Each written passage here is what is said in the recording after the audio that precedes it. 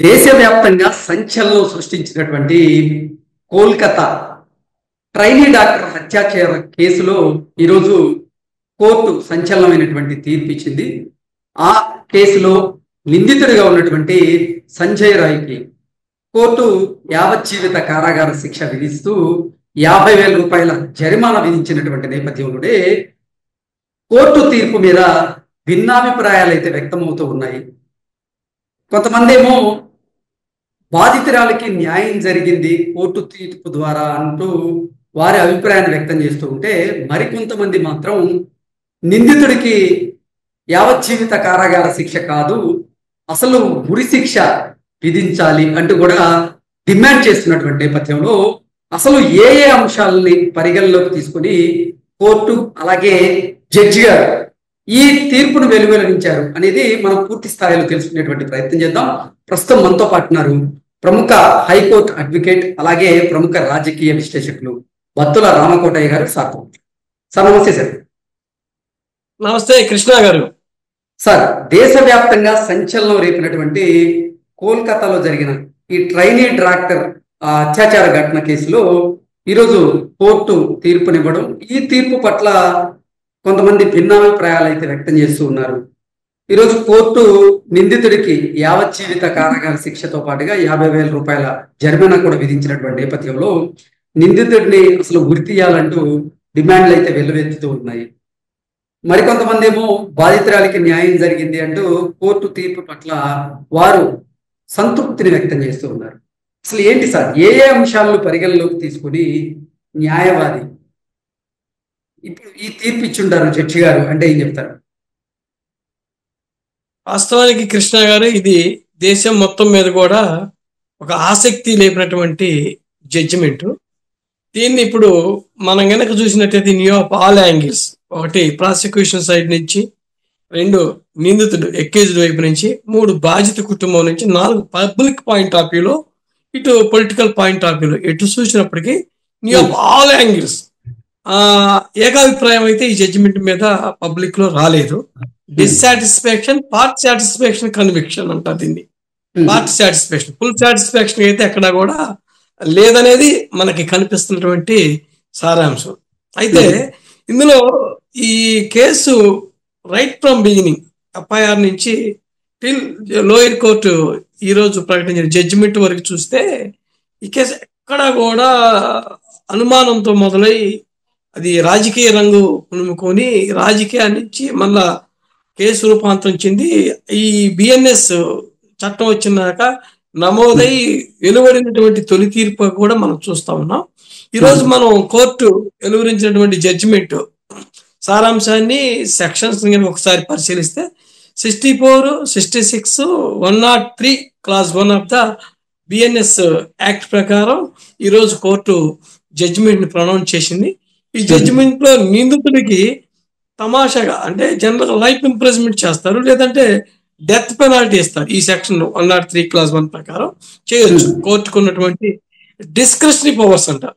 ఈ discretionary powers ని పెట్టుకొని లైఫ్ ఇంప్రిజన్మెంటా డెత్ పెనాల్టీయా అనే దానికి భిన్నంగా టిల్ డెత్ దాకా లైఫ్ ఇంప్రిజన్మెంట్ ఇచ్చింది. టిల్ డెత్ దాకా అంటే ఎవరైతే సంజీవ్ రాయ్ నిందితుడిగా ఆరోపించి దోషిగా తేలినటువంటి వ్యక్తికి తను మరణించేంత వరకు కూడా జైల్లోనే శిక్షణ అనుభవించాలి, అవకాశం లేదు. ఇలాంటి ఒక ఆసక్తికరమైనటువంటి జడ్జిమెంట్ ని కలకత్తా ట్రయల్ కోర్ట్ చేయటం, దాని మీద బాధ్యత కుటుంబాలు కానీ, మహిళా లోకం కానీ, ప్రజాస్వామ్యవాదులు కానీ ఇది కరెక్ట్ గా కాదు. ఇంకా డెత్ పెనాల్టీ విధించినట్లయితే పబ్లిక్ లో ఇలాంటి సంఘటనలు జరగటానికి యువత లేదా అసాంఘిక కార్యక్రమాలు చేసి స్త్రీల పట్ల ఎవరైతే చులకన భావంతో స్త్రీలను ఎవరైతే కిడ్నాపులు చేసి రేపులు చేసి వాళ్ళ యొక్క మాన ప్రాణాలతో చెలగాటం ఆడే వాళ్ళకి ఇది ఒక కనివింపు కావాలి. అంటే మనిషికి ఈ నిందితుడు సంజీవ్ రాయ్కి ఉరి తీసుకుంటే బాగుండు అనే విషయాన్ని ఇక్కడ చర్చించడం జరుగుతుంది. ఇప్పుడు ఈ జడ్జిమెంట్ మీద అటు ప్రాసిక్యూషన్ స్టేట్ అప్పీల్ చేస్తుందా, లేదా బాధితుడు ఇది నాకు న్యాయం జరగలేదు ట్రయల్ కోర్టులో, నాకు హైకోర్టుకి వెళ్ళి నేను న్యాయం పొందుతాను, అక్కడ ఏదైనా న్యాయం జరగడానికి నాకు అవకాశం ఉంది, ఎక్విటల్ వస్తుంది అనేటటువంటి ఉద్దేశంతో అటు నిందితుడు ఇటు బాధితురాలు కూడా అప్పీల్కి పోవడానికి ఎక్కువ అవకాశాలు ఉన్నాయి. అప్పీల్ గ్రౌండ్స్ ఆఫ్ అప్పీల్ ఇటు వచ్చేటప్పటికి బాధ్యత కుటుంబానికి వచ్చేటప్పటికి డెత్ పెనాల్టీ రాలేదు, అంటే మరణ శిక్షణ విధించలేదు అనేది వాళ్ళు గ్రౌండ్ మీద మాట్లాడటం జరుగుతుంది. ఇటు వచ్చేటప్పటికి నిందితుడు నీ అసలు ముద్దాయినే కాదు, ఇందులో అసలు ముద్దాయిల్ని పక్కకు పంపించి నన్ను బలవంతంగా కన్ఫెషనల్ స్టేట్మెంట్ ని బేస్ చేసుకొని నా చేత పోలీసులు బలవంతం సాక్ష్యాలు తీసుకొని బేసింగ్ కన్ఫెషనల్ స్టేట్మెంట్ అంటే పోలీసులు ఎదుట నేర అంగీకార పత్రాన్ని అది రికార్డ్ చేయించి పొలిటికల్ ఫోర్స్ తోటి పోలీసులు నా చేత సంతకాలు పెట్టించారు. ఈ నేరానికి నాకు ఎలాంటి సంబంధం లేదు, నేను అమాయకుడిని, నాకు అనవసరంగా శిక్ష ఇచ్చారు, ఇది అసలు నిందితులు పక్కకి వెళ్ళారు పొలిటికల్ ఇన్ఫ్లుయెన్స్ ద్వారా, నేను అమాయకుడిని ఈరోజు లైఫ్ ఇంప్రిజన్మెంట్ గురయ్యానని బాధితుడు అంటే ఎవరైతే నిందితుడు ఉన్నాడు ఈ శిక్షకి జడ్జిమెంట్ గురైనటువంటి సంజీవ్ రాయ్ ఒక వాదన కూడా మనం చూస్తా ఉన్నాం. ఏది ఏమైనప్పటికీ నిజమైన సాక్షులకి శిక్ష పడిందా, లేదా అబద్ధపు సాక్షికి శిక్ష పడిందా, లేదా బాధితురాలకి సంపూర్ణ స్థాయిలో న్యాయం చేకూరిందా, అసంపూర్ణమైనటువంటి న్యాయం చేకూరిందా అని ఈ విధమైనటువంటి అంశాలు, ఈ విధమైన కోణాలని రేపు హైకోర్టు, కలకత్తా హైకోర్టు వేదిక కాబోతుంది అనేది మాత్రం ఒకటి తేటతెల్లం అవుతా ఉంది. హైకోర్టుకి రెండు పక్షాలు 50-50 ఛాన్స్ తో they will be go to high court, they will be appeal definitely అనేది మనకి స్పష్టంగా కనిపిస్తా ఉంది. ఓకే, నిందితుడు సంజయ్ రాయ్ తల్లి కూడా అసలు నిందితుడికి ఉరి శిక్ష పడాలి అంటూ ఆవిడ కూడా డిమాండ్ చేశారు. నేను అతని కోసం సుప్రీంకోర్టుకి వెళ్ళి పోరాడేటువంటి ప్రసక్తే లేదు అంటూ కూడా వాళ్ళ కుటుంబ సభ్యులు కూడా తేల్చి చెప్పారు. ఈ నేపథ్యంలోనే సంజయ్ రాయ్ నిజంగా సుప్రీంకోర్టును ఆశ్రయించేటువంటి అవకాశం ఉందా, అలాగే హైకోర్టును ఆశ్రయిస్తే ఎటువంటి తీర్పు వచ్చేటువంటి అవకాశం ఉంది ఈ కేసులో అంటే ఏం చెప్తారు సార్? ఇప్పుడు వాస్తవానికి చూస్తే background of the accused Sanjeev Roy యొక్క గత యొక్క క్యారెక్టర్ని క్రిమినల్ కేసుల్లో previous character is relevant to the criminal cases. ఆయన యొక్క నేపథ్యం వాస్తవానికి ఆయనకు ఉన్నటువంటి బ్యాక్గ్రౌండ్ చూస్తే ఆయన నిజంగా సైకోగా కనిపిస్తున్నాడు. ఆయనకి గతంలో 4 పెళ్లిళ్ళు అయినాయి. ఈ యొక్క మహిళ యొక్క జీవితాలతోటి ఆడుకోవటం, మహిళల్ని హింసించడం, సైకోగా ప్రవర్తించడం, మహిళల పట్ల ఆయన కిడ్నాప్లు చేయటం కానీ, అత్యాచారాలు చేయటం కానీ, నేచర్ ఆఫ్ ద క్యారెక్టర్ అనేది ఖచ్చితంగా మనకి మీడియాలో చూసినటువంటి ఈ వార్తలను బట్టి కానీ వాళ్ళ మదర్ ఇచ్చినటువంటి స్టేట్మెంట్ని బట్టి మనకు అర్థమవుతోంది. గతంలో వారు ఇలాంటి సంఘటనలు కూడా కొన్ని చేశారనేది ఆ అభిప్రాయం. అందుకని తల్లి అయినప్పటికీ కూడా మొదట మహిళ కాబట్టి ఈ దేశంలో మనకు తెలుసు, ఎక్కడైతే మహిళల్ని గౌరవిస్తారో, ఎక్కడైతే స్త్రీలను పూజిస్తారో అక్కడే దేవతలు ఉద్యోగుతారు అనేది ఆర్యోక్తి. ఈ మన దేశానికి స్వతంత్రం తెచ్చినటువంటి జాతిపిత మహాత్మా గాంధీ కూడా ఒక స్త్రీ అర్ధరాత్రి నిర్భయంగా ప్రయాణం చేయగలిగినప్పుడు ఈ దేశానికి నిజమైన స్వతంత్రం అని మహాత్మా గాంధీ కూడా ఒక సందర్భంలో మనకి చెప్పినటువంటి సూక్తి. అందుకని 75 సంవత్సరాల స్వతంత్ర భారతంలో మనం స్వేచ్ఛగా ఉన్నప్పుడు ఒక మెడికో ట్రైనింగ్ డాక్టర్ గారు ఒక చాట ఏకాంతంగా ఉన్నప్పుడు వెళ్ళి ఆమెని దాడి చేయటం, కిడ్నాప్ చేయటం, తర్వాత అత్యాచారం చేయటం, ఆమెను చంపేయటం, ఇలాంటి సంఘటనలు చూస్తే చాలా శోచనీయమైన సంఘటనలు. ఒక ప్రొఫెషనల్స్కే, డాక్టర్స్కే నడిబొడ్లు రక్షణ లేనట్టుగా ఒక ట్రైనింగ్ మెడికోని అత్యంత కిరాతకంగా, పాశవికంగా అత్యాచారం చేసి హత్య చేసినటువంటి నేపథ్యంలో అన్ని అర్హతలు ఇప్పుడు నిందితుడైనటువంటి సంజయ్ రాయ్కి గురి తీయడానికి అన్ని అర్హతలు ఉన్నప్పటికీ కోర్టు ఏ అంశాలను పరిగణలోకి తీసుకొని జీవిత ఖైదు విధించింది అంటే ఏం చెప్తారు? వాస్తవానికి కృష్ణ గారు ఈ కేసును మనం రైట్ ఫ్రమ్ బిగినింగ్ నుంచి మనం చూస్తే కేసు ఫస్ట్ ఎఫ్ఐఆర్ లో ఎవరు కూడా ముద్దాయిలు లేరు. ఈమె సూసైడ్ చేసుకున్నట్టుగా ముందు పోలీసు వారు కేసుని నమోదు చేశారు. ఆమె ఆత్మహత్య చేసుకునేటువంటి భావాన్ని తెరపైకి తెచ్చారు. మీడియా పోలీసు వారు కేసుని 174 సస్పిషియల్ డెత్ కింద రికార్డ్ చేయడం జరిగింది. తర్వాత ఏమైందంటే ఈ వాస్తవాన్ని ఎప్పుడైతే అక్కడున్న డాక్టర్లు కానీ, మహిళలు కానీ పెద్ద ఎత్తున ఎప్పుడు కూడా ఈ మధ్యకాలంలో మనం చూడని విధంగా యాజిటేషన్ మొదలయ్యి ఒక రాష్ట్ర ప్రభుత్వాన్ని, కేంద్ర ప్రభుత్వాన్ని వణికిచ్చాయి.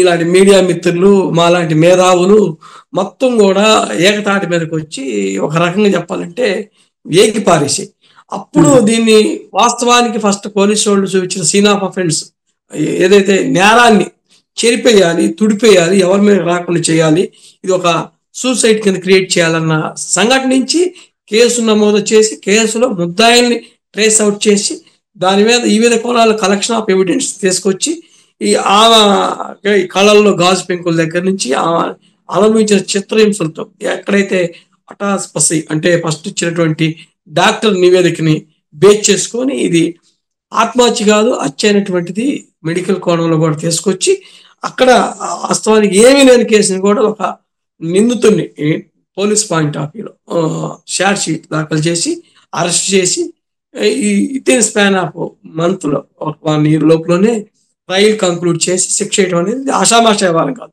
కాకపోతే మనం ఇప్పుడు బేసిక్ గా జడ్జిమెంట్ మీరు ఇందాక అడిగినట్లు ఏ బేస్ మీద జడ్జిమెంట్ చెప్పారు, ఇది ఎలా చెప్పారంటే మనకి ఉన్న ఇప్పుడున్న బిఎన్ఎస్ ప్రకారంగా కొత్త చట్టాల ప్రకారంగా మనం చూస్తే ఏదేమైనా కలెక్షన్ ఆఫ్ ఎవిడెన్స్ ఏదైతే పోలీసు వారు ఇన్వెస్టిగేషన్ లో రివీల్ అయినటువంటి ఫ్యాక్ట్స్ ఎలిగేషన్స్ దాన్ని బేస్ చేసుకొని ఎఫ్ఐఆర్ కట్టడం, ఎఫ్ఐఆర్ లో ఇన్వెస్టిగేషన్ స్టార్ట్ చేయటం, ఈ వివిధ కోణాల్లో కలెక్షన్ ఆఫ్ ఎవిడెన్స్ గ్యాదర్ చేయటం, విట్నెస్ని లిస్ట్ ఆఫ్ విట్నెస్ లో సైట్ చేయటం, దాని మీద ఒక షార్ట్ షీట్ దాఖలు చేయటం, పిఎం పోస్ట్ మార్టం రిపోర్టు, ఇవన్నీ ఇంక్వెస్ట్ చాలా ఉంటాయి మనకి ప్రొసీజర్ ప్రకారం. ఇదంతా తీసుకొచ్చినాక దాన్ని ఎవిడెన్స్ రూపంలోకి వచ్చేటప్పుడు ట్రయల్లో మళ్ళా ప్రాసిక్యూషన్ విట్నెస్లుగా విచారించి ఏదైతే పోలీసు వారు ఎస్టాబ్లిష్ చేసినటువంటి ఛార్జ్ షీట్ లో ఎవిడెన్స్ ని ఇక్కడ కోర్టులో ప్రవేశపెట్టిన సాక్ష్యాన్ని లీగల్ గా పోలీస్ ఎవిడెన్స్ ని లీగల్ ఎవిడెన్స్ ని కొరాబరేషన్ చూసి ఇతను శిక్ష చేయడానికి ఎంతవరకు ఈ ఫిట్ పర్సన్ అని చెప్పి ఒక జుడిషియల్ జడ్జి కన్విక్షన్ ఇవ్వటాన్ని జుడిషియల్ కన్విక్షన్ అంటారు.